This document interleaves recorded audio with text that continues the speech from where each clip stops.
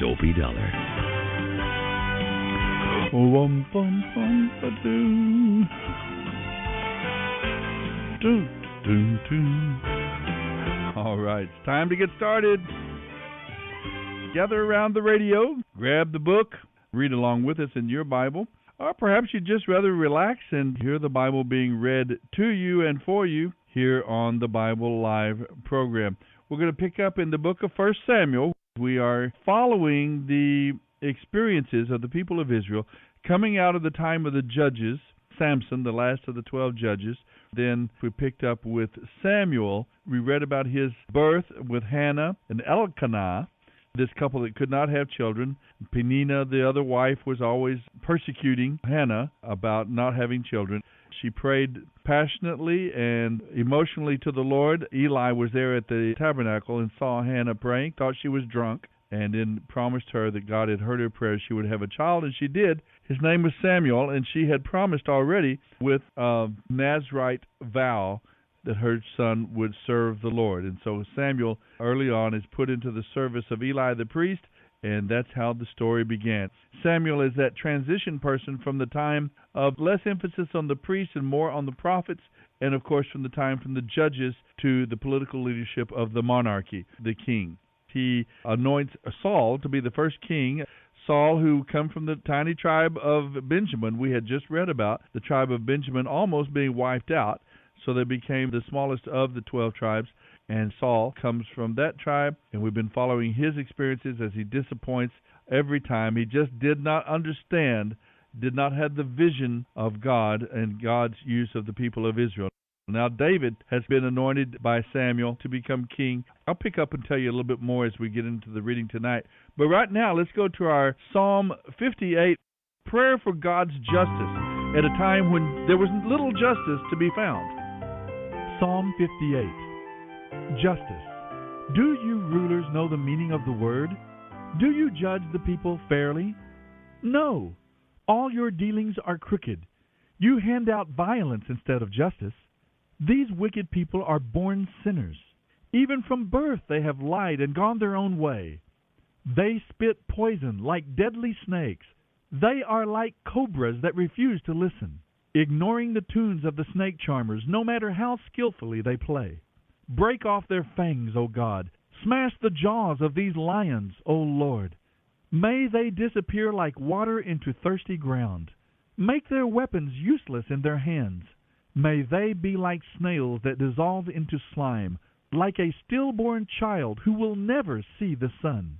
God will sweep them away, both young and old, faster than a pot heats on an open flame. The godly will rejoice when they see injustice avenged. They will wash their feet in the blood of the wicked. Then, at last, everyone will say, there truly is a reward for those who live for God.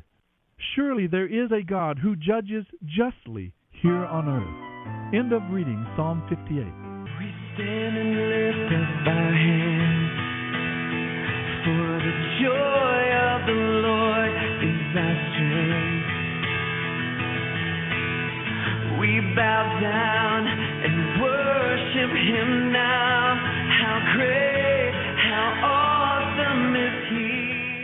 This is the Bible Live with Soapy Dollar.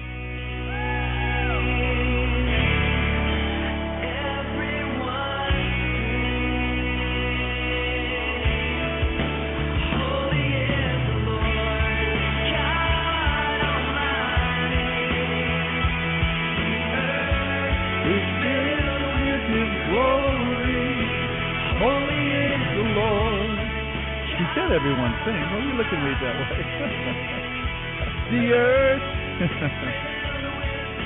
The earth is filled with His glory. Have you ever noticed how many times the psalmist, particularly David, talks about the whole earth being filled with His glory, all the kingdoms of the world?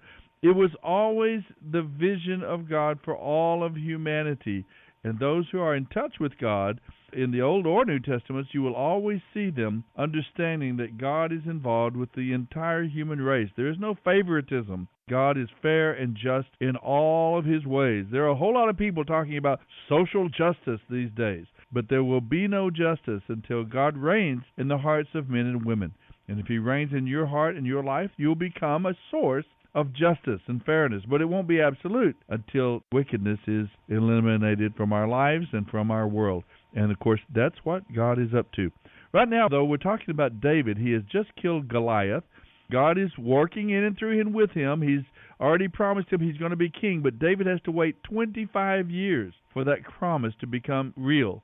In the meantime, he's persecuted and chased by Saul. Saul's son Jonathan, though, insists on befriending the young David, and it causes a lot of father-son controversy. Let's read about 1 Samuel 20:18 through 25:1. 1 Samuel 20. Then Jonathan said, "Tomorrow we celebrate the new moon festival. You will be missed when your place at the table is empty. The day after tomorrow, toward evening, go to the place where you hid before, and wait there by the stone pile. I will come out and shoot 3 arrows to the side of the stone pile, as though I was shooting at a target.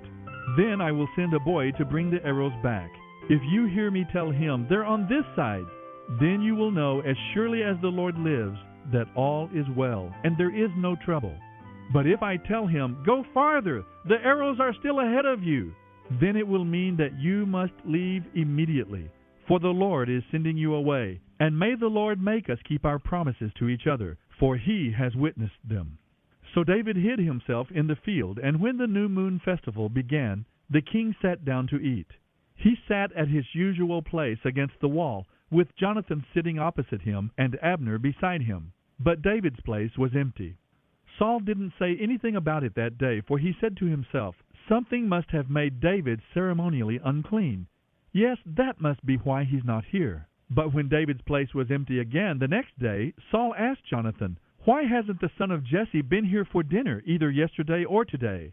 Jonathan replied, "David earnestly asked me if he could go to Bethlehem. He wanted to take part in a family sacrifice. His brother demanded that he be there, so I told him he could go. That's why he isn't here." Saul boiled with rage at Jonathan. "You stupid son of a whore," he swore at him. "Do you think I don't know that you want David to be king in your place? Shaming yourself and your mother. As long as that son of Jesse is alive, you'll never be king. Now go and get him so I can kill him." "But what has he done?" Jonathan demanded. "Why should he be put to death?" Then Saul hurled his spear at Jonathan, intending to kill him. So at last Jonathan realized that his father was really determined to kill David. Jonathan left the table in fierce anger and refused to eat all that day, for he was crushed by his father's shameful behavior toward David. The next morning, as agreed, Jonathan went out into the field and took a young boy with him to gather his arrows. "Start running," he told the boy, "so you can find the arrows as I shoot them." So the boy ran, and Jonathan shot an arrow beyond him. When the boy had almost reached the arrow, Jonathan shouted, "The arrow is still ahead of you! Hurry, hurry, don't wait!" So the boy quickly gathered up the arrows and ran back to his master.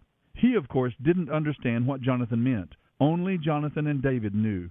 Then Jonathan gave his bow and arrows to the boy and told him to take them back to the city. As soon as the boy was gone, David came out from where he had been hiding near the stone pile. Then David bowed to Jonathan with his face to the ground. Both of them were in tears as they embraced each other and said goodbye, especially David. At last Jonathan said to David, "Go in peace, for we have made a pact in the Lord's name. We have entrusted each other and each other's children into the Lord's hands forever." Then David left, and Jonathan returned to the city. This is the Bible Live with Soapy Dollar. 1 Samuel 21. David went to the city of Nob to see Ahimelech the priest. Ahimelech trembled when he saw him. "Why are you alone?" he asked. "Why is no one with you?" "The king has sent me on a private matter," David said. "He told me not to tell anyone why I am here. I have told my men where to meet me later. Now what is there to eat? Give me 5 loaves of bread or anything else you have." "We don't have any regular bread," the priest replied, "but there is the holy bread, which I guess you can have if your young men have not slept with any women recently." "Don't worry," David replied. "I never allow my men to be with women when they are on a campaign, and since they stay clean even on ordinary trips, how much more on this one?" So since there was no other food available, the priest gave him the holy bread, the bread of the presence that was placed before the Lord in the tabernacle. It had just been replaced that day with fresh bread. Now Doeg the Edomite, Saul's chief herdsman, was there that day for ceremonial purification. David asked Ahimelech, "Do you have a spear or sword?" The king's business was so urgent that I didn't even have time to grab a weapon. "I only have the sword of Goliath the Philistine, whom you killed in the valley of Elah," the priest replied. "It is wrapped in a cloth behind the ephod. Take that if you want it, for there is nothing else here." "There is nothing like it," David replied. "Give it to me." So David escaped from Saul and went to King Achish of Gath. But Achish's officers weren't happy about his being there. "Isn't this David, the king of the land?" they asked. "Isn't he the one the people honor with dances, singing, 'Saul has killed his thousands and David his 10,000s'?" David heard these comments and was afraid of what King Achish might do to him. So he pretended to be insane, scratching on doors and drooling down his beard. Finally, King Achish said to his men, "Must you bring me a madman? We already have enough of them around here. Why should I let someone like this be my guest?" You're listening to the Bible Live with Soapy Dollar. 1 Samuel 22. So David left Gath and escaped to the cave of Adullam. Soon his brothers and other relatives joined him there. Then others began coming, men who were in trouble or in debt or who were just discontented, until David was the leader of about 400 men. Later, David went to Mizpah in Moab, where he asked the king, "Would you let my father and mother live here under royal protection until I know what God is going to do for me?"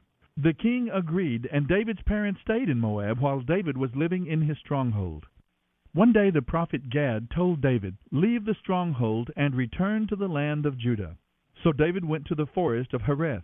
The news of his arrival in Judah soon reached Saul. At the time, the king was sitting beneath a tamarisk tree on the hill at Gibeah, holding his spear and surrounded by his officers. "Listen here, you men of Benjamin," Saul shouted when he heard the news. "Has David promised you fields and vineyards? Has he promised to make you commanders in his army? Is that why you have conspired against me? For not one of you has ever told me that my own son is on David's side. You're not even sorry for me. Think of it, my own son encouraging David to try and kill me." Then Doeg the Edomite, who was standing there with Saul's men, spoke up. "When I was at Nob," he said, "I saw David talking to Ahimelech the priest. Ahimelech consulted the Lord to find out what David should do. Then he gave David food and the sword of Goliath the Philistine." King Saul immediately sent for Ahimelech and all his family, who served as priests at Nob.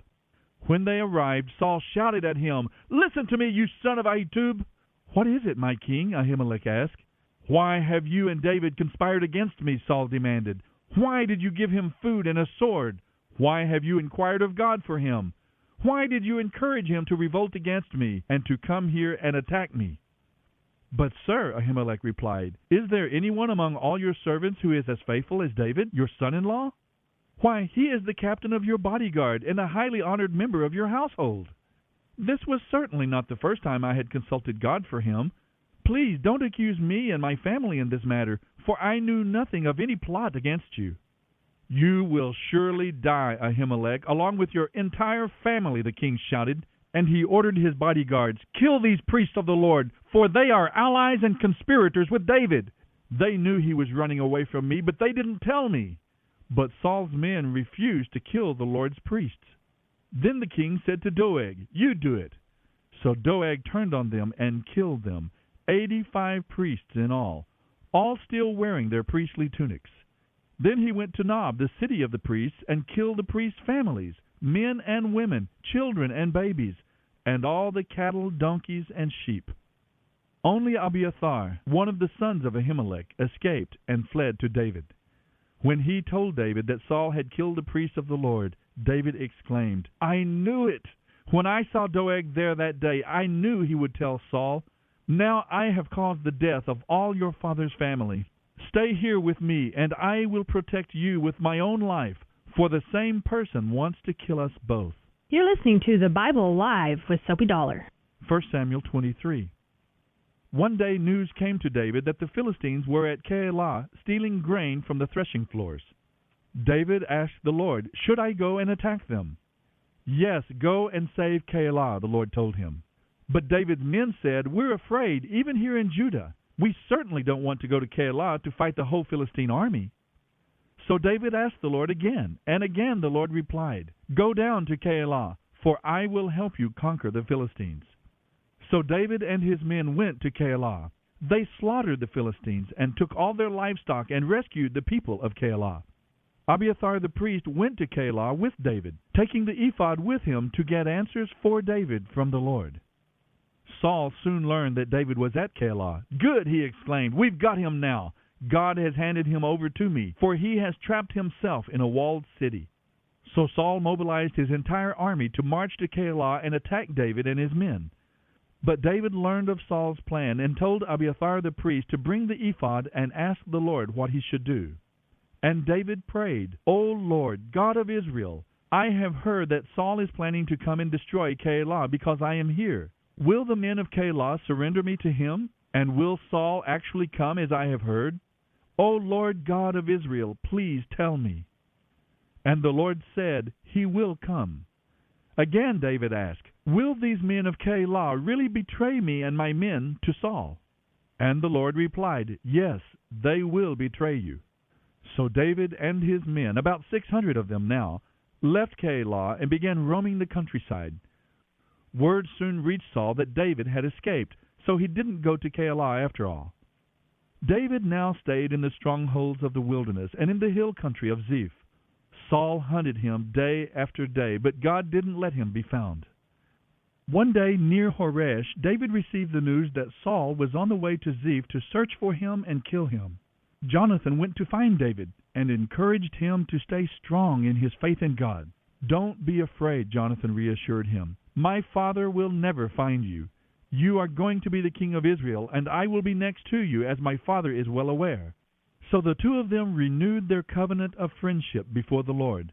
Then Jonathan returned home, while David stayed at Horesh. But now the men of Ziph went to Saul in Gibeah and betrayed David to him. "We know where David is hiding," they said. "He is in the strongholds of Horesh on the hill of Hakilah, which is in the southern part of Jeshimon. Come down whenever you're ready, O king, and we will catch him and hand him over to you." "The Lord bless you," Saul said. "At last someone is concerned about me. Go and check again to be sure of where he is staying and who has seen him there, for I know that he is very crafty. Discover his hiding places and come back with a more definite report. Then I'll go with you. And if he is in the area at all, I'll track him down, even if I have to search every hiding place in Judah." So the men of Ziph returned home ahead of Saul. Meanwhile, David and his men had moved into the wilderness of Maon in the Arabah valley south of Jeshimon. When David heard that Saul and his men were searching for him, he went even farther into the wilderness to the great rock, and he remained there in the wilderness of Maon. But Saul kept after him. He and David were now on opposite sides of a mountain. Just as Saul and his men began to close in on David and his men, an urgent message reached Saul that the Philistines were raiding Israel again. So Saul quit the chase and returned to fight the Philistines. Ever since that time, the place where David was camped has been called the Rock of Escape. David then went to live in the strongholds of En-Gedi. This is the Bible Live with Soapy Dollar. 1 Samuel 24. After Saul returned from fighting the Philistines, he was told that David had gone into the wilderness of En-Gedi. So Saul chose 3,000 special troops from throughout Israel and went to search for David and his men near the rocks of the wild goats. At the place where the road passes some sheepfolds, Saul went into a cave to relieve himself. But as it happened, David and his men were hiding in that very cave. "Now's your opportunity," David's men whispered to him. "Today is the day the Lord was talking about when he said, 'I will certainly put Saul into your power, to do with as you wish.'" Then David crept forward and cut off a piece of Saul's robe. But then David's conscience began bothering him because he had cut Saul's robe. "The Lord knows I shouldn't have done it," he said to his men. "It is a serious thing to attack the Lord's anointed one, for the Lord himself has chosen him." So David sharply rebuked his men and did not let them kill Saul. After Saul had left the cave and gone on his way, David came out and shouted after him, "My lord the king!" And when Saul looked around, David bowed low before him. Then he shouted to Saul, "Why do you listen to the people who say I am trying to harm you? This very day you can see with your own eyes it isn't true. For the Lord placed you at my mercy back there in the cave. And some of my men told me to kill you, but I spared you. For I said, I will never harm him. He is the Lord's anointed one. Look, my father, at what I have in my hand. It is a piece of your robe. I cut it off, but I didn't kill you. This proves that I am not trying to harm you and that I have not sinned against you, even though you have been hunting for me to kill me.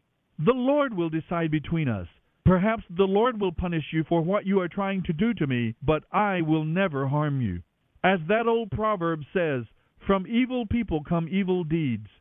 So you can be sure I will never harm you. Who is the king of Israel trying to catch anyway? Should he spend his time chasing one who is as worthless as a dead dog or a flea?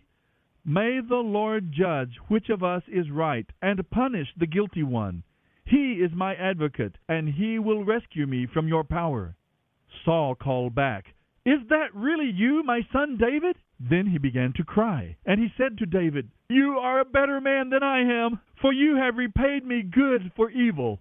Yes, you have been wonderfully kind to me today, for when the Lord put me in a place where you could have killed me, you didn't do it. Who else would let his enemy get away when he had him in his power? May the Lord reward you well for the kindness you have shown me today. And now I realize that you are surely going to be king, and Israel will flourish under your rule. Now swear to me by the Lord that when that happens, you will not kill my family and destroy my line of descendants. So David promised, and Saul went home. But David and his men went back to their stronghold. 1 Samuel 25. Now Samuel died, and all Israel gathered for his funeral. They buried him near his home at Ramah. Then David moved down to the wilderness of Maon. End of reading 1 Samuel 20:18 through 25:1.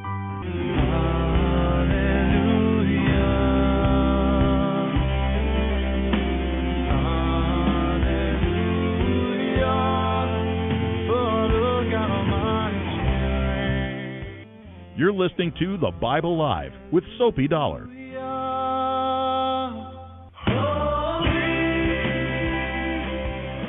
Some of the amazing life that this young man named David experiences from the time he is anointed by Samuel to be the successor to Saul, the king of Israel. He has to wait 25 years, from age 12 to 14 to around 38 years of age. He patiently waits for that promise to become reality, and he has a number of opportunities. We've read about one of them tonight there in chapter 24. David could have killed Saul, and all of his problems would have been over. He could have returned healthy. He could have returned strong. He could have become king at that point. We're saying he could have. What if he had done that? We cannot know what if. People say, oh, what if Roosevelt had not instituted Social Security? Oh, we'd be such bad shape. We'd probably be in much better shape. What if even Martin Luther King had not done what he did, the civil disobedience and the race problems that we've experienced as a nation? There's no guarantees of that either. We don't know what if. Maybe God would have accomplished racial harmony in this land in a far greater work of grace and mercy than we can imagine. What if it's only our best guess? But we see here that David does not take that opportunity. He'll get another chance. We'll read about it as well. David will spare Saul's life. Then we will see how God honors that in him. He does not kill Saul. He said, the Lord forbid that I should do this to my lord the king and attack the Lord's anointed one, for the Lord himself has chosen him. David restrained his men and did not let them kill Saul. What an amazing thing there, actually, and it has to do with this mindset. David is convinced that the true and living God is reigning supreme in the affairs of men and nations, and particularly in the affairs of Israel. He has taken the promises of God to be true.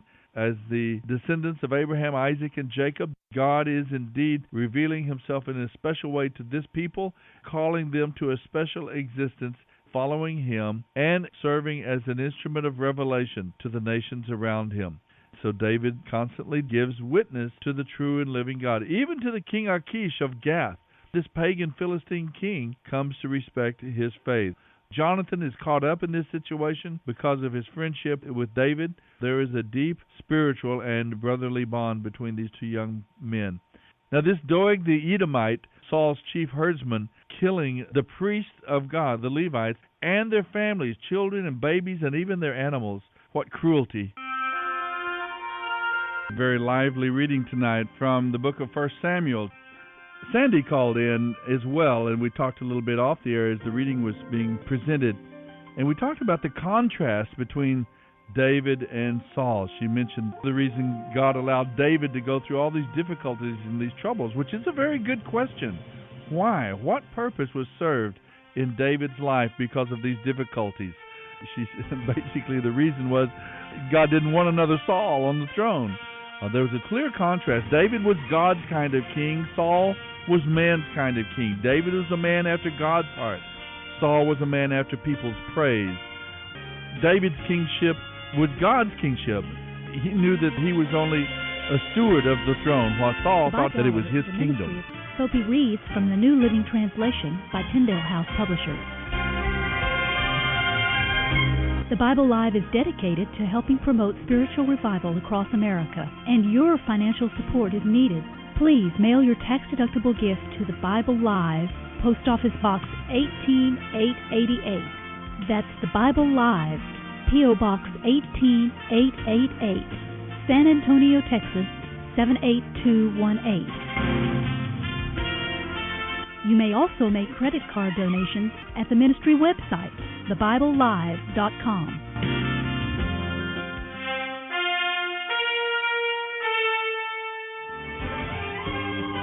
Now, here's the host of the Bible Live, Soapy Dollar.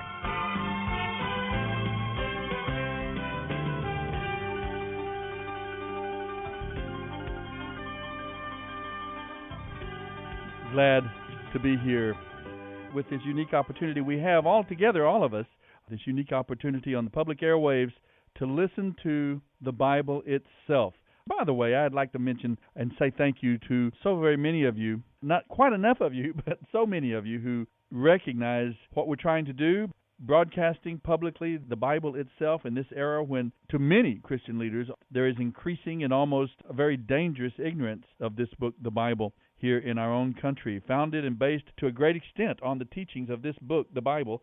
Not only our governmental systems, but our society and culture is so strongly impacted by this book that, as one of our presidents has said, that if the teachings of this book stop being generally well known throughout the culture, that our society would not even be able to sustain itself. There would be no support, no foundation for it. I believe that with all my heart, and that's one of the passions we have for presenting the Scriptures on the airwaves. And I'm so grateful for many of you who pray with us and who make our broadcast a part of your missions giving. Even a small part on a regular basis is so helpful to us. So I want to say thank you for that. Well, we're going to continue our way through the book of 1 Samuel, picking up in chapter 25. But right now, let's go to Psalm 59, talking about the time that David was rescued from Saul's attempt to kill him in his own home. Psalm 59. Rescue me from my enemies, O God. Protect me from those who have come to destroy me. Rescue me from these criminals. Save me from these murderers. They have set an ambush for me. Fierce enemies are out there waiting, though I have done them no wrong, O Lord. Despite my innocence, they prepare to kill me. Rise up and help me. Look on my plight. O Lord God Almighty, the God of Israel, rise up to punish hostile nations. Show no mercy to wicked traitors. They come at night, snarling like vicious dogs as they prowl the streets. Listen to the filth that comes from their mouths, the piercing swords that fly from their lips. Who can hurt us, they sneer. But Lord, you laugh at them. You scoff at all the hostile nations. You are my strength. I wait for you to rescue me, for you, O God, are my place of safety. In his unfailing love, my God will come and help me. He will let me look down in triumph on all my enemies. Don't kill them, for my people soon forget such lessons. Stagger them with your power and bring them to their knees, O Lord, our shield. Because of the sinful things they say, because of the evil that is on their lips, let them be captured by their pride, their curses, and their lies. Destroy them in your anger. Wipe them out completely. Then the whole world will know that God reigns in Israel. My enemies come out at night, snarling like vicious dogs as they prowl the streets. They scavenge for food, but go to sleep unsatisfied. But as for me, I will sing about your power. I will shout with joy each morning because of your unfailing love. For you have been my refuge, a place of safety in the day of distress. O my strength, to you I sing praises.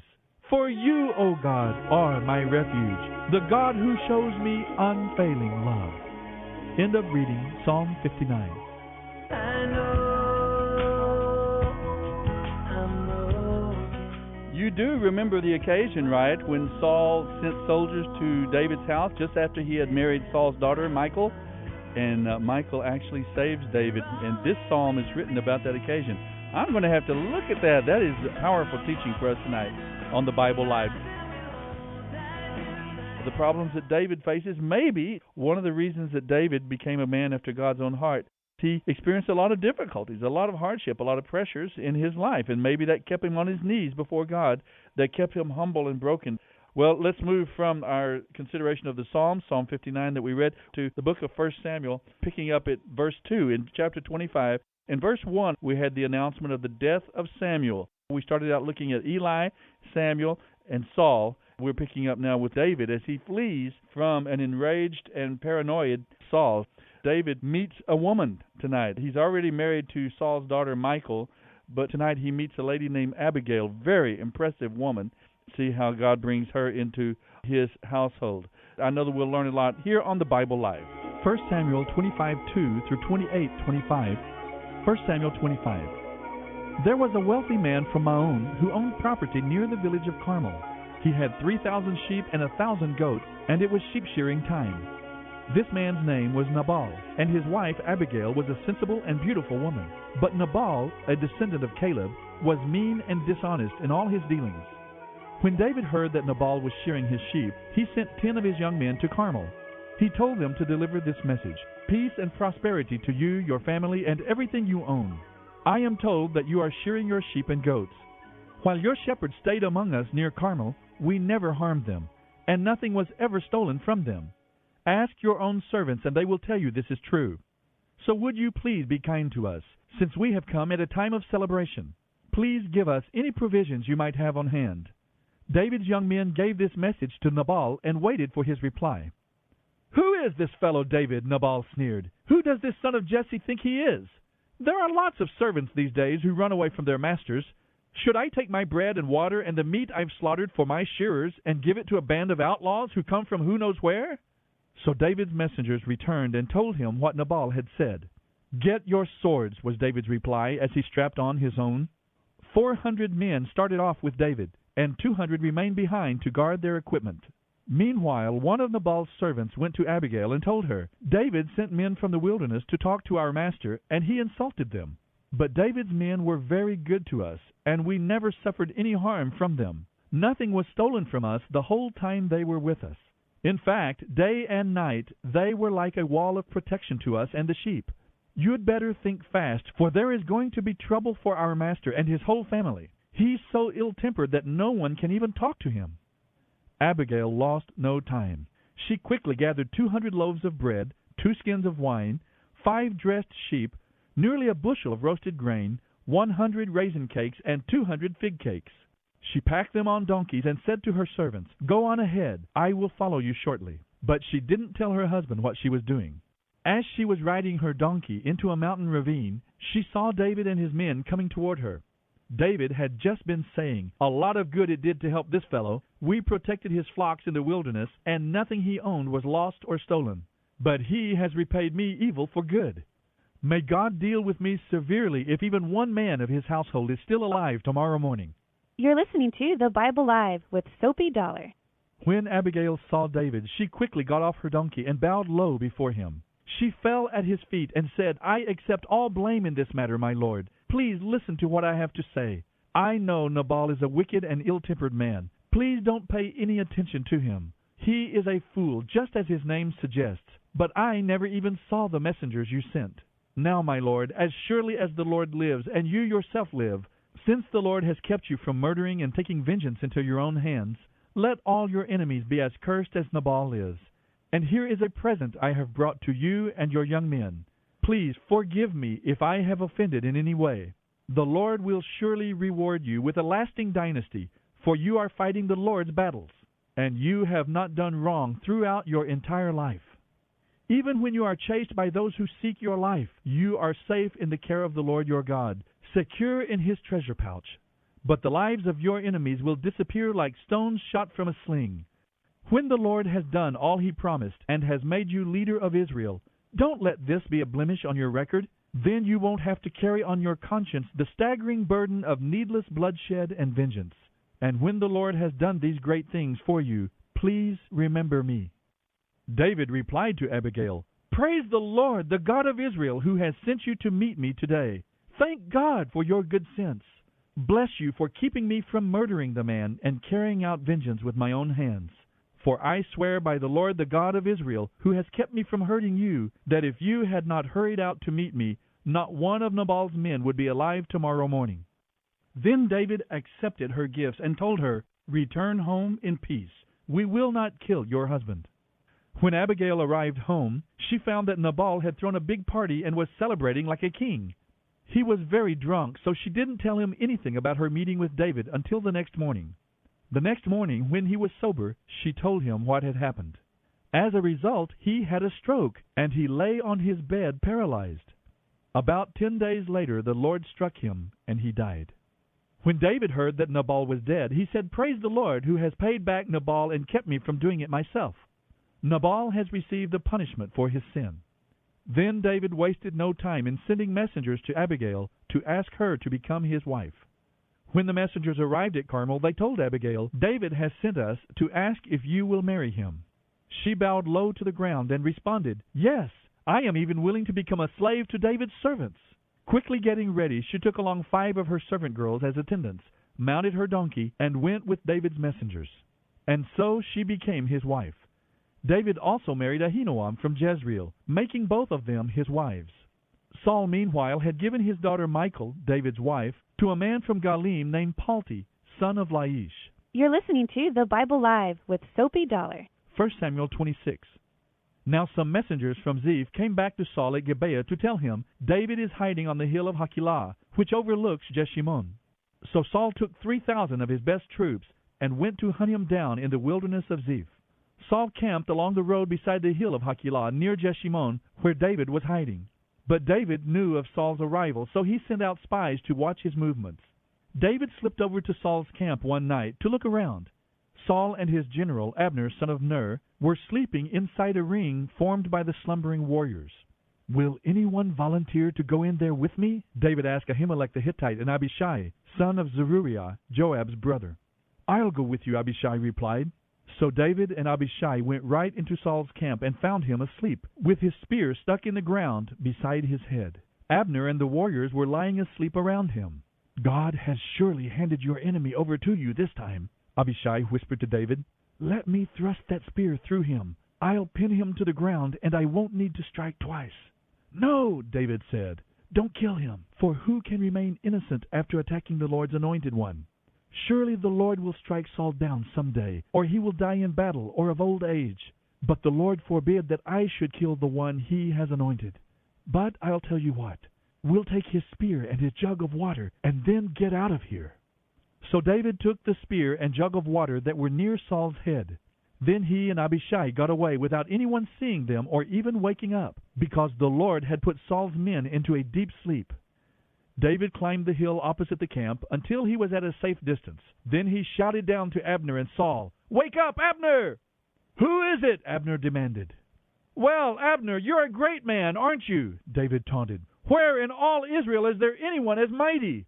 So why haven't you guarded your master the king when someone came to kill him?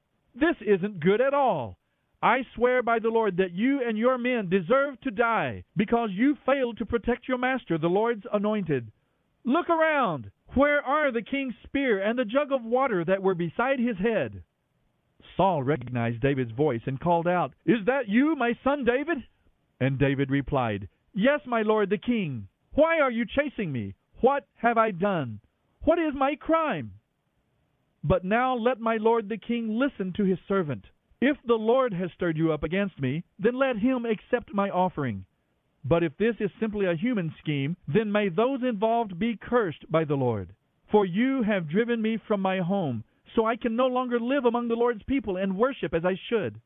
Must I die on foreign soil, far from the presence of the Lord? Why has the king of Israel come out to search for a single flea? Why does he hunt me down like a partridge on the mountains?" Then Saul confessed, "I have sinned. Come back home, my son, and I will no longer try to harm you. For you valued my life today. I have been a fool and very, very wrong." "Here is your spear, O king," David replied. "Let one of your young men come over and get it. The Lord gives his own reward for doing good and for being loyal, and I refuse to kill you even when the Lord placed you in my power, for you are the Lord's anointed one. Now may the Lord value my life, even as I have valued yours today. May he rescue me from all my troubles." And Saul said to David, "Blessings on you, my son David. You will do heroic deeds and be a great conqueror." Then David went away, and Saul returned home. You're listening to The Bible Live with Soapy Dollar. 1 Samuel 27. But David kept thinking to himself, "Someday Saul is going to get me. The best thing for me to do is escape to the Philistines. Then Saul will stop hunting for me, and I will finally be safe." So David took his 600 men and their families and went to live at Gath under the protection of King Achish. David brought his 2 wives along with him, Ahinoam of Jezreel and Abigail of Carmel, Nabal's widow. Word soon reached Saul that David had fled to Gath, so he stopped hunting for him. One day David said to Achish, "If it is all right with you, we would rather live in one of the country towns instead of here in the royal city." So Achish gave him the town of Ziklag, which still belongs to the kings of Judah to this day, and they lived there among the Philistines for a year and 4 months. David and his men spent their time raiding the Gershurites, the Girzites, and the Amalekites, people who had lived near Shur along the road to Egypt since ancient times. David didn't leave one person alive in the villages he attacked. He took the sheep, cattle, donkeys, camels, and clothing before returning home to see King Achish. "Where did you make your raid today?" Achish would ask. And David would reply, "Against the south of Judah, the Jerahmeelites and the Kenites." No one was left alive to come to Gath and tell where he had really been. This happened again and again while he was living among the Philistines. Achish believed David and thought to himself, "By now the people of Israel must hate him bitterly. Now he will have to stay here and serve me forever." You're listening to The Bible Live with Soapy Dollar. 1 Samuel 28. About that time the Philistines mustered their armies for another war with Israel. King Achish told David, "You and your men will be expected to join me in battle." "Very well," David agreed. "Now you will see for yourself what we can do." Then Achish told David, "I will make you my personal bodyguard for life." Meanwhile Samuel had died, and all Israel had mourned for him. He was buried at Ramah, his hometown, and Saul had banned all mediums and psychics from the land of Israel. The Philistines set up their camp at Shunem, and Saul and the armies of Israel camped at Gilboa. When Saul saw the vast Philistine army, he became frantic with fear. He asked the Lord what he should do, but the Lord refused to answer him, either by dreams or by sacred lots or by the prophets. Saul then said to his advisers, "Find a woman who is a medium, so I can go and ask her what to do." His advisers replied, "There is a medium at Endor." So Saul disguised himself by wearing ordinary clothing instead of his royal robes. Then he went to the woman's home at night, accompanied by 2 of his men. "I have to talk to a man who has died," he said. "Will you call up his spirit for me?" "Are you trying to get me killed?" the woman demanded. "You know that Saul has expelled all the mediums and psychics from the land. Why are you setting a trap for me?" But Saul took an oath in the name of the Lord and promised, "As surely as the Lord lives, nothing bad will happen to you for doing this." Finally the woman said, "Well, whose spirit do you want me to call up?" "Call up Samuel," Saul replied. When the woman saw Samuel, she screamed, "You deceived me! You are Saul!" "Don't be afraid," the king told her. "What do you see?" "I see a God coming up out of the earth," she said. "What does he look like?" Saul asked. "He is an old man wrapped in a robe," she replied. Saul realized that it was Samuel, and he fell to the ground before him. "Why have you disturbed me by calling me back?" Samuel asked. "Because I am in deep trouble," Saul replied. "The Philistines are at war with us, and God has left me and won't reply by prophets or dreams. So I have called for you to tell me what to do." But Samuel replied, "Why ask me? If the Lord has left you and become your enemy, the Lord has done just as he said he would. He has taken the kingdom from you and given it to your rival, David. The Lord has done this because you did not obey his instructions concerning the Amalekites. What's more, the Lord will hand you and the army of Israel over to the Philistines tomorrow, and you and your sons will be here with me. The Lord will bring the entire army of Israel down in defeat." Saul fell full length on the ground, paralyzed with fright because of Samuel's words. He was also faint with hunger, for he had eaten nothing all day and all night.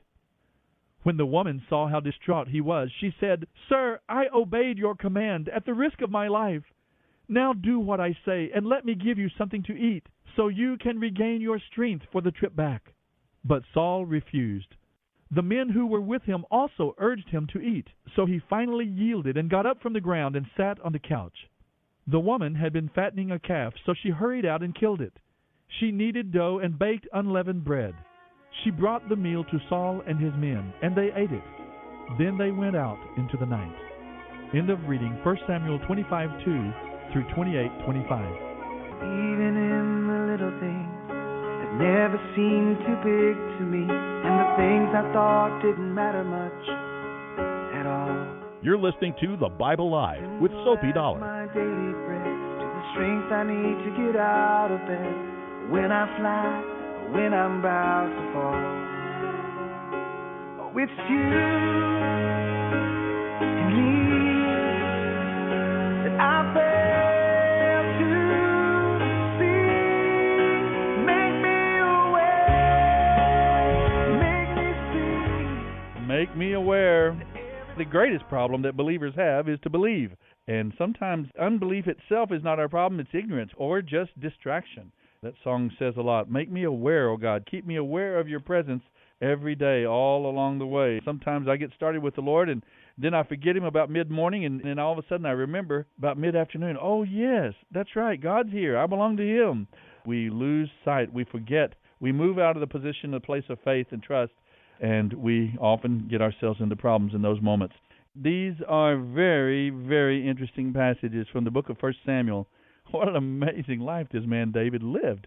From one adventure and one struggle to the next. By his very life, God molded him and forced him to his knees. This was a man who had to trust God from day to day for his very existence. And all the while, he has this promise in the back of his mind that he has been anointed by Samuel. Tonight we saw his passing to be the next king. And here he has these opportunities to kill the one who stands between him and the fulfillment of that promise, and he will not do it. He will not kill God's anointed. The ends do not justify the means, not just in words, but in deeds. David shows his commitment to God, his respect for the authority of God in anointing and assigning Saul to be the first king. David respected that and would not take that into his own hands. Probably almost any of us would have felt that David was justified in some ways in killing Saul, who was out to kill him. And yet he would not do it because of his respect for God and God's anointed. One of the great problems in our society and in our world today is a great number of people do not understand one of the most fundamental truths of the Bible, the sin nature of man. Evil is real, and some people, at least temporarily, have aligned their lives with wickedness. At the core of their being, if their primary allegiance is to themselves or any other thing or person besides the true and living God, then at the very core there is wickedness. Very nice people can be very wicked. I have read stories and books about people that you would definitely consider evil and wicked. Sometimes they can be very charismatic, very nice, very friendly, very generous, kind people outwardly, and yet we know in the core of their being, in their heart of hearts, there was emptiness, there was wickedness. We get a chance to look at David in light of these particular challenges. Nabal's name means fool, very correctly and aptly named, but Abigail is wise. She advises Nabal wisely. He doesn't accept her advice, but then she advises David against revenge. She took swift action. She was a skilled negotiator, obviously a woman of faith, and God rewarded Abigail's faith in him. Well, I'm not quite sure you can understand David's experience with Nabal and Abigail unless you realize that the entire story is predicated on the customs of the time demanded that simple hospitality be expressed, that travelers, any number of travelers, be fed and lodged as best as one could. And of course, Nabal was rich. He could have taken care of David and his men easily, but David, of course, was not even asking for a handout. We see that he had protected Nabal's shepherds and Nabal's herds for him. And so there's a lesson about generosity to the needy, and especially as well, pay workmen their due. Well, we see the setup for the end of Saul's 42-year reign in the beginning of a new era under King David. The Next Bible time. Live with Soapy Dollar. Soapy reads from the New Living Translation by Tyndale House Publishers. The Bible Live is dedicated to helping promote spiritual revival across America, and your financial support is needed to help keep the Bible live on the airwaves of your city. Please mail your tax-deductible gift to the Bible Live, Post Office Box 18888. That's the Bible Live, P.O. Box 18888, San Antonio, Texas 78218. You may also make credit card donations at the ministry website, thebiblelive.com.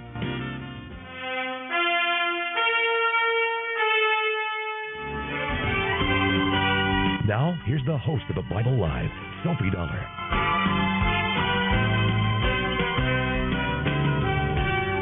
And here we are. Wow, what a week. So much going on, so many projects and opportunities of life and ministry. It's really been a thrill. We are continuing our way through the books of Samuel, right? Tonight we're going to start in chapter 29 of 1 Samuel and then go right on into 2 Samuel. I think it is the first couple of chapters, right? Chapter 2:29. More and more into the life and times of King David. We're going to see the end of the reign in the time of Saul. Some historians regard the reign of Saul only as 3 to 5 years. Most books put him down from 1050 to 1010, 40 years. But his reign was essentially over in any real sense, as you can even tell from the biblical narrative. Most of what we have, the record of his early battles and so on with the Amalekites, that's where he got into trouble with the Amalekites. He just lacked the vision of God. I'm not sure if anybody would call him a bad person. It's like politicians of our time who do not understand and do not accept the idea of American exceptionalism. God intervened in our founding. God intervened in our development as a people, in the formative documents and the founding fathers. God was a part of their lives and a part of their worldview. The biblical worldview got cooked right into the American experience. Today, lots of politicians do not understand that, do not agree with that, do not believe that America is in any way different or unique or distinct. We are just one among all the many hundreds of nations of the world. We're not better in any sense, but there is a unique calling. The hand of God is on this nation, on this land in our formation, and calls us to be a certain kind of people. The operative word is freedom and liberty. Let's go to our wisdom and worship segment. Psalm 60. You have rejected us, O God, and broken our defenses. You have been angry with us. Now restore us to your favor. You have shaken our land and split it open. Seal the cracks before it completely collapses. You have been very hard on us, making us drink wine that sent us reeling. But you have raised a banner for those who honor you, a rallying point in the face of attack. Use your strong right arm to save us and rescue your beloved people. God has promised this by His holiness. I will divide up Shechem with joy. I will measure out the valley of Sukkoth. Gilead is mine, and Manasseh is mine. Ephraim will produce my warriors, and Judah will produce my kings. Moab will become my lowly servant, and Edom will be my slave. I will shout in triumph over the Philistines. But who will bring me into the fortified city? Who will bring me victory over Edom? Have you rejected us, O God? Will you no longer march with our armies? Oh, please help us against our enemies, for all human help is useless. With God's help we will do mighty things, for He will trample down our foes. End of reading Psalm 60. The crowd is kind and quick to pull you in. Welcome to the middle ground. You're listening to the Bible Live with Soapy Dollar.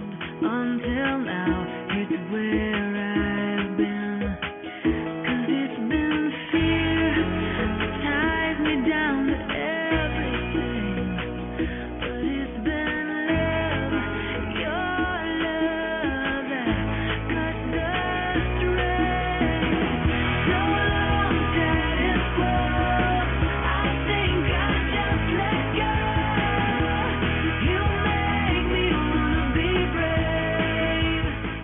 like that theme. You make me want to be brave. His love cuts the string and sets us free to be ourselves. A lot of that we're seeing in the life of this young man named David. It does not mean that an individual is perfect by any stretch of the imagination. Of course, David never claimed perfection. A number of his writings and psalms actually have to do with his own guilt and his own sin, asking God forgiveness and cleansing. But there is this, in case you haven't caught it, as we were going through the life of Saul. I've always been a little puzzled about Saul. He seems kind of like a nice person. He's got a little bit of shyness to him, a little humility, and all of that's good. But we've discovered it's not genuine shyness or genuine humility, at least. As you know, extreme introversion and extreme extroversion are symptoms of the same illness, and that is self-absorption. Some people who are very much self-absorbed and always thinking of themselves, some of them, that causes them to be introverted. They don't reach out. They don't speak up because their mind is on themselves. They haven't learned the art of thinking of other people and just relaxing and setting other people at ease. Of course, the more clearly understood response to egotism is extrovert, being loud and boisterous, taking the attention all the time. Sometimes we don't understand that introversion and extroversion can both be the symptoms of being self-absorbed. I think that was Saul's case. He simply did not have the vision of God for his own life and for the people of God. He didn't understand God at work in the people of Israel. Israelite exceptionalism, if you put it back in their times. The calling of the people of Israel to be God's people. A revelation of the true and living God for the nations and people groups around them. Well, David has been living among the Philistines, fleeing from Saul, but now we see the Philistines reject him as we start the Bible Live. 1 Samuel 29:1 through 2 Samuel 2:29. 1 Samuel 29. The entire Philistine army now mobilized at Aphek, and the Israelites camped at the spring in Jezreel. As the Philistine rulers were leading out their troops in groups of 100 and 1,000, David and his men marched at the rear with King Achish. But the Philistine commanders demanded, "What are these Hebrews doing here?" And Achish told them, "This is David, the man who ran away from King Saul of Israel. He's been with me for years, and I've never found a single fault in him since he defected to me." But the Philistine commanders were angry. "Send him back," they demanded. "He can't go into the battle with us. What if he turns against us? Isn't this the same David about whom the women of Israel sang in their dances? Saul has killed his thousands, and David his 10,000s?" So Achish finally summoned David and his men. "I swear by the Lord," he told them, "you are some of the finest men I have ever met. I think you should go with us, but the other Philistine rulers won't hear of it. Please don't upset them, but go back quietly." "What have I done to deserve this treatment?" David demanded. "Why can't I fight the enemies of my lord the king?" But Achish insisted, "As far as I'm concerned, you're as perfect as an angel of God, but my commanders are afraid to have you with them in the battle. Now get up early in the morning and leave with your men as soon as it gets light."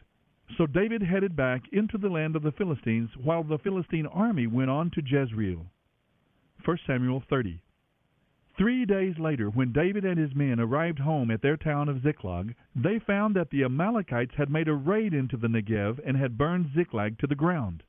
They had carried off the women and children and everyone else, but without killing anyone. When David and his men saw the ruins and realized what had happened to their families, they wept until they could weep no more. David's 2 wives, Ahinoam of Jezreel and Abigail, the widow of Nabal of Carmel, were among those captured.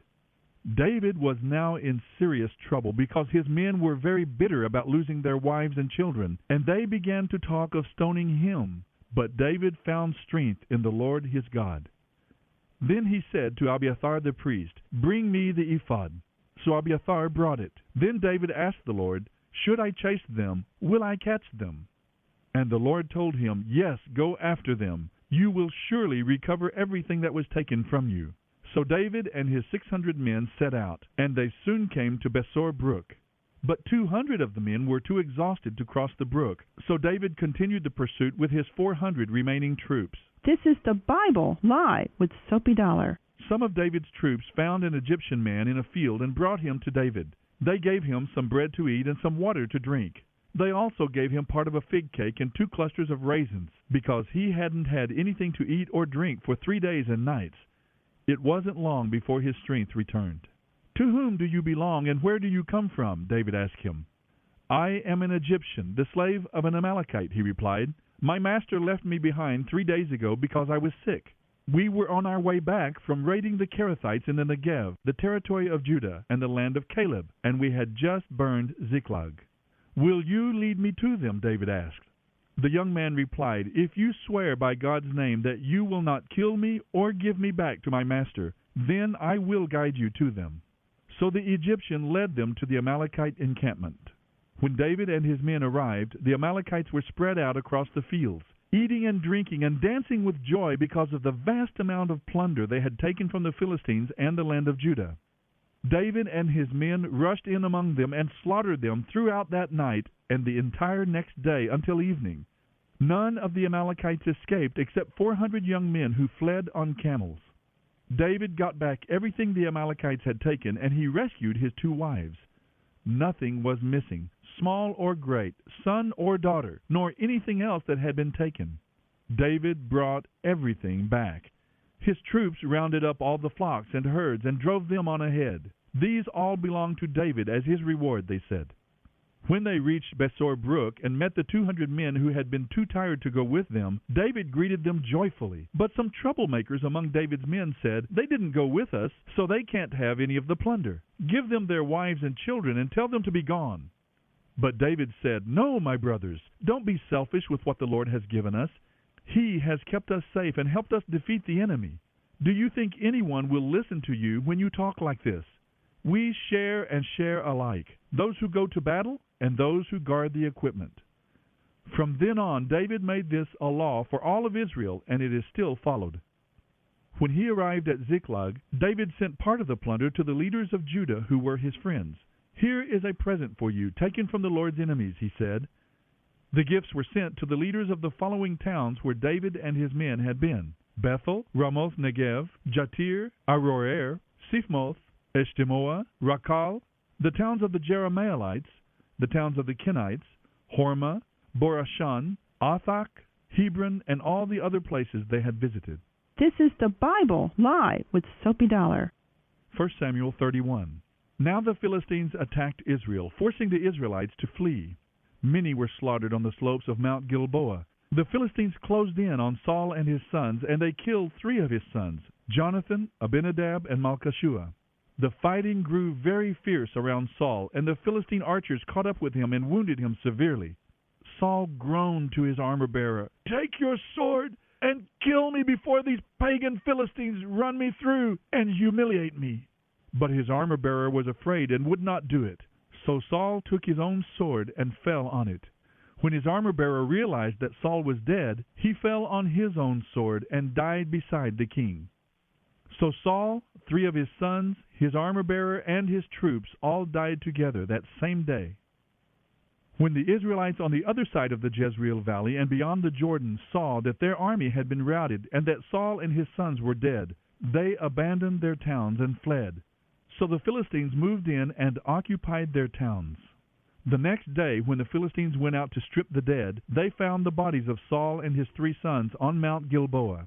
So they cut off Saul's head and stripped off his armor. Then they proclaimed the news of Saul's death in their pagan temple and to the people throughout the land of Philistia. They placed his armor in the temple of the Ashtoreths, and they fastened his body to the wall of the city of Bethshan. But when the people of Jabesh-Gilead heard what the Philistines had done to Saul, their warriors traveled all night to Bethshan and took the bodies of Saul and his sons down from the wall. They brought them to Jabesh, where they burned the bodies. Then they took their remains and buried them beneath the tamarisk tree at Jabesh, and they fasted for 7 days. This is the Bible Live with Soapy Dollar. The Book of 2 Samuel. 2 Samuel 1. After the death of Saul, David returned from his victory over the Amalekites and spent 2 days in Ziklag. On the 3rd day after David's return, a man arrived from the Israelite battlefront. He had torn his clothes and put dirt on his head to show that he was in mourning. He fell to the ground before David in deep respect. "Where have you come from?" David asked. "I escaped from the Israelite camp," the man replied. "What happened?" David demanded. "Tell me how the battle went." The man replied, "Our entire army fled. Many men are dead and wounded on the battlefield, and Saul and his son Jonathan have been killed." "How do you know that Saul and Jonathan are dead?" David demanded. The young man answered, I happened to be on Mount Gilboa. I saw Saul there, leaning on his spear with the enemy chariots closing in on him. When he turned and saw me, he cried out for me to come to him. How can I help? I asked him. And he said to me, Who are you? I replied, I am an Amalekite. Then he begged me, Come over here and put me out of my misery, for I am in terrible pain and want to die. So I killed him, the Amalekite told David, for I knew he couldn't live. Then I took his crown and one of his bracelets so I could bring them to you, my lord. David and his men tore their clothes in sorrow when they heard the news. They mourned and wept and fasted all day for Saul and his son Jonathan, and for the Lord's army and the nation of Israel, because so many had died that day. Then David said to the young man who had brought the news, Where are you from? And he replied, I am a foreigner, an Amalekite who lives in your land. Were you not afraid to kill the Lord's anointed one? David asked. Then David said to one of his men, Kill him. So the man thrust his sword into the Amalekite and killed him. You die self-condemned, David said, for you yourself confessed that you killed the Lord's anointed one. Then David composed a funeral song for Saul and Jonathan. Later he commanded that it be taught to all the people of Judah. It is known as the Song of the Bow, and it is recorded in the book of Jasher. Your pride and joy, O Israel, lies dead on the hills. How the mighty heroes have fallen. Don't announce the news in Gath, or the Philistines will rejoice. Don't proclaim it in the streets of Ashkelon, or the pagans will laugh in triumph. O mountains of Gilboa, let there be no dew or rain upon you or your slopes, for there the shield of the mighty was defiled. The shield of Saul will no longer be anointed with oil. Both Saul and Jonathan killed their strongest foes. They did not return from battle empty-handed. How beloved and gracious were Saul and Jonathan. They were together in life and in death. They were swifter than eagles. They were stronger than lions. O women of Israel, weep for Saul, for he dressed you in fine clothing and gold ornaments. How the mighty heroes have fallen in battle. Jonathan lies dead upon the hills. How I weep for you, my brother Jonathan. Oh, how much I loved you, and your love for me was deep, deeper than the love of women. How the mighty heroes have fallen. Stripped of their weapons, they lie dead. This is the Bible Live with Soapy Dollar. 2 Samuel 2. After this, David asked the Lord, Should I move back to Judah? And the Lord replied, Yes. Then David asked, Which town should I go to? And the Lord replied, Hebron. David's wives were Ahinoam from Jezreel and Abigail, the widow of Nabal, from Carmel. So David and his wives and his men and their families all moved to Judah, and they settled near the town of Hebron. Then Judah's leaders came to David and crowned him king over the tribe of Judah.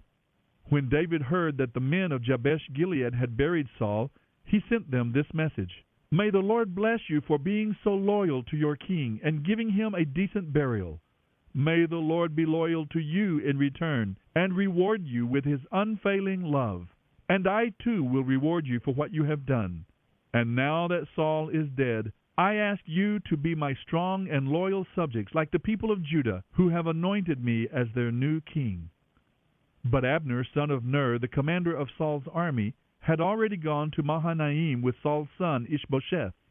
There he proclaimed Ishbosheth king over Gilead, Jezreel, Ephraim, Benjamin, the land of the Asherites, and all the rest of Israel. Ishbosheth was 40 years old when he became king, and he ruled from Mahanaim for 2 years. Meanwhile, the tribe of Judah remained loyal to David. David made Hebron his capital, and he ruled as king of Judah for 7.5 years. One day Abner led some of Ishbosheth's troops from Mahanaim to Gibeon. About the same time, Joab, son of Zeruiah, led David's troops from Hebron, and they met Abner at the pool of Gibeon. The two groups sat down there, facing each other from opposite sides of the pool. Then Abner suggested to Joab, Let's have a few of our warriors put on an exhibition of hand-to-hand combat. All right, Joab agreed. So 12 men were chosen from each side to fight against each other. Each one grabbed his opponent by the hair and thrust his sword into the other's side so that all of them died. The place has been known ever since as the Field of Swords. The two armies then began to fight each other, and by the end of the day, Abner and the men of Israel had been defeated by the forces of David. Joab, Abishai, and Asahel, the three sons of Zeruiah, were among David's forces that day. Asahel could run like a deer, and he began chasing Abner. He was relentless and single-minded in his pursuit. When Abner looked back and saw him coming, he called out, "Is that you, Asahel?" "Yes, it is," he replied. "Go fight someone else," Abner warned. "Take on one of the younger men and strip him of his weapons." But Asahel refused and kept right on chasing Abner. Again Abner shouted to him, "Get away from here! I will never be able to face your brother Joab if I have to kill you." But Asahel would not give up. So Abner thrust the butt end of his spear through Asahel's stomach, and the spear came out through his back. He stumbled to the ground and died there.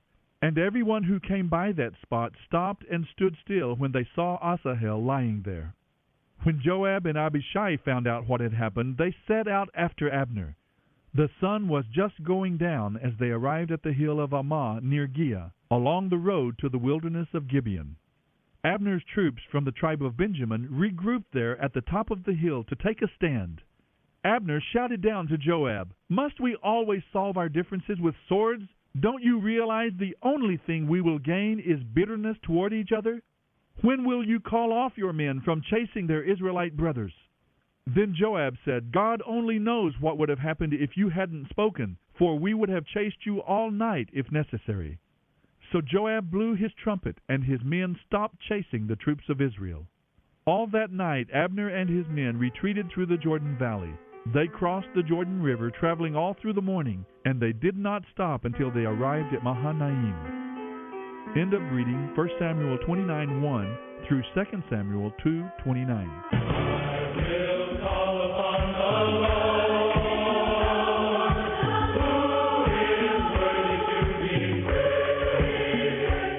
This is the Bible Live with Soapy Dollar.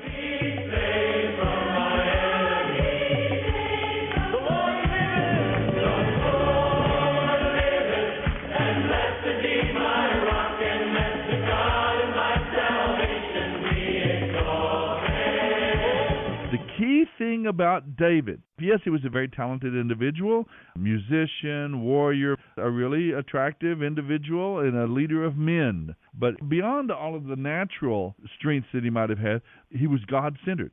He really was a man after God's heart. He thought about God, wrote about God, sang about God. God was a part of his life experience. Not perfectly, no, but he was a man after God's heart in that sense. He had a biblical world view. God had revealed himself to the people of Israel through Abraham, Isaac, and Jacob and all of their history and so on. David knew about that, and David accepted the reality of God's involvement in his life and in his nation, his people. They had a unique calling from God, and David accepted that and walked with it and lived it out. Saul, on the other hand, did not. Saul simply did not have that sense. Sure, he was religious. Sure, he was an Israelite. Sure, he had their traditions. But he didn't catch that sense of an exceptionalism. He was willing to go to the witch of Endor. He was willing to compromise because it just really wasn't that important to him. He would be among those today in America that think the Constitution is a flexible rubber document, that it's just there to be reinterpreted, it's there to be changed at any time we want. Whereas a constitutionalist is someone who believes in American exceptionalism. God brought about this Constitution uniquely. It is founded in the Scriptures in a biblical worldview. It has brought us to greatness, and if we will continue to follow it, then it will continue to sustain us as a nation. This same battle is going on in our own nation today about what kind of people, what kind of country America will be. The Bible is relevant to the times that we are living today. You also see the sovereignty of God in this passage.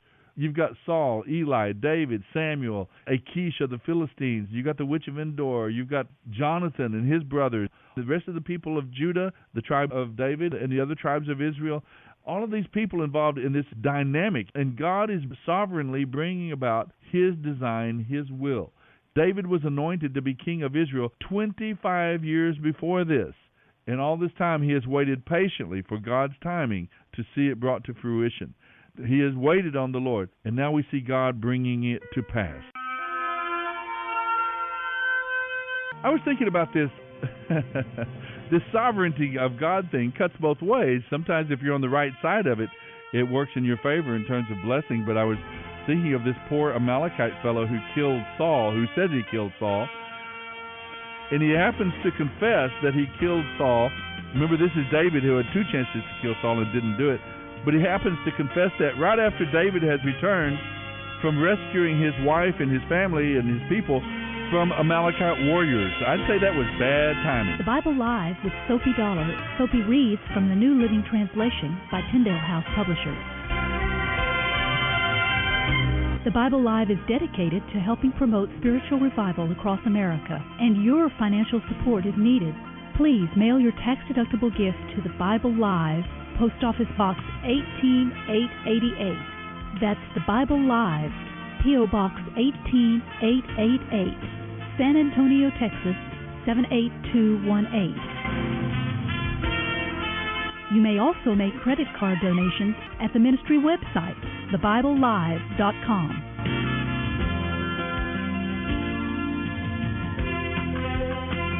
Now don't forget, join us each weekday for the Bible Live with Soapy Dollar. Start today, and in 1 year's time, we will read and respond together to the entire Bible. Let the most important word you hear each day be God's Word.